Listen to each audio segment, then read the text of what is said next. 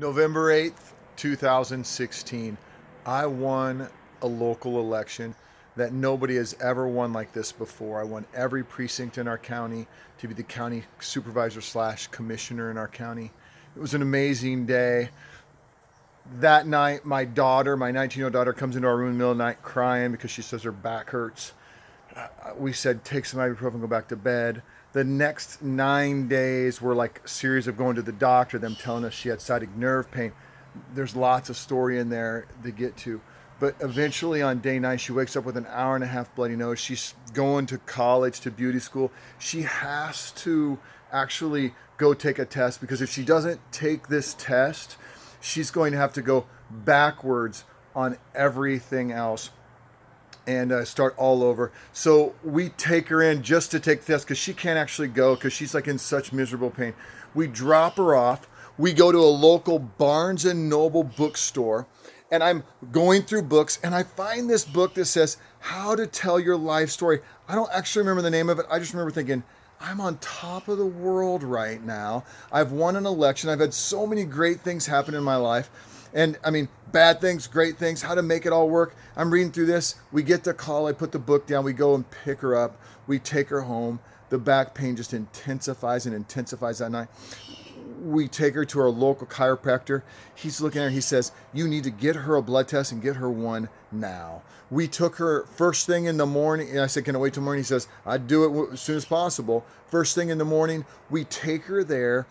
And she actually, the doctor says, she don't need a blood test. She has sciatic nerve pain. We said, give her a blood test. Gives her a blood test. Long story short, she's diagnosed with childhood leukemia. Our world goes black. We don't know what to do. He says, we've got you an appointment at the hospital. We take her there and we go through all of the stuff that she has to go through. The doctor said she wouldn't have lived 2 more months. I said, Doc, she wouldn't have lived 2 more weeks. It was a nightmare the first month. My wife lived there with her at the hospital the whole time. And we made it through it. And today she's doing great. And she's blessed. And God has gotten her through this circumstance in her life presently.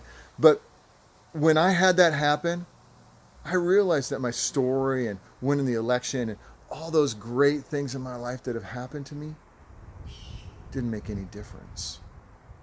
The only thing that made a difference was her and my other kids and my wife, the things that are important to me. I would have sold everything I had. I would have given up everything to get her cured, to get her healed. And it took me a while. I became a student, like a unbelievable student of how nutrition works and what I could do and all this. And God one day just revealed it to me that, you know what? You're not in control of this. I am, he said. I just felt that. And I realized that I'm only here for a short time. I'm 47 years old. I was 45 when that started happening. And I think about life, and I think about the things that I've accomplished, and I think about what it is. The things that are most rewarding in my life is when I've helped other people. Best vacation I ever had when I did church camps in Minnesota. Best things I've ever experienced is when I organized a skate ministry.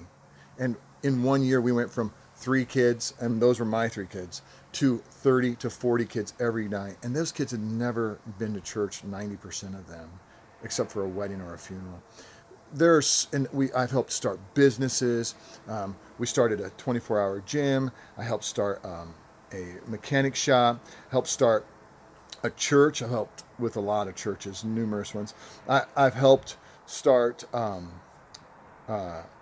local little dealership here in Newton.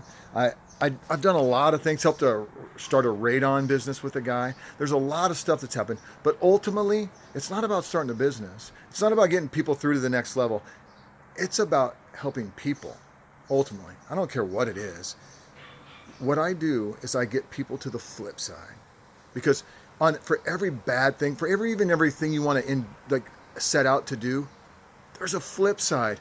And that's what I help people do. Get to the flip side. And that's my goal. That's why I call my business the Flip Side, mentoring and business coaching. So there it is in a nutshell, what I've got for you. I'm Doug Couples, and I help you get to the flip side.